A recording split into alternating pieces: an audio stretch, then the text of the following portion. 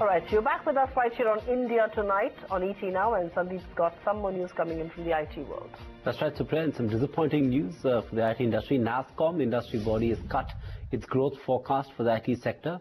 In fact, it's cut its growth estimate for software services to 10% to 12% range for the next fiscal on the back of growing macroeconomic uncertainty around the world and weak demand. Chandra Srikanth joins us for more on that story. Chandra, were we expecting this cut in guidance? Is this in line with what some of the individual players have been guiding over the last few quarters? No surprises that NASSCOM decided to give a lower guidance for the current fiscal compared to the previous fiscal, because there are a lot of macroeconomic factors at play. If you look at the commodities crash, if you look at what is happening in China, and the bleak sense that you get from the global economy when it comes to spending by top clients. So that's the reason why they've moderated the growth percentage to 10 to 12% compared to 12 to 14% in the previous year.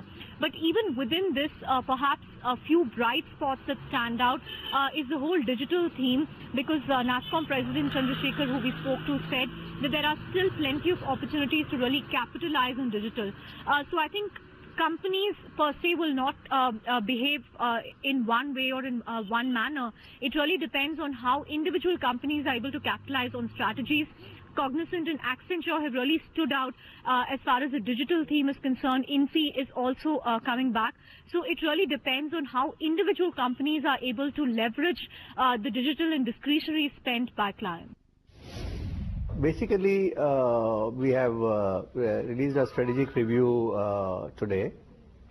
What we have said is that in the current year, which is just drawing to a close, we expect the rate of growth to be approximately 12.3% in constant currency terms.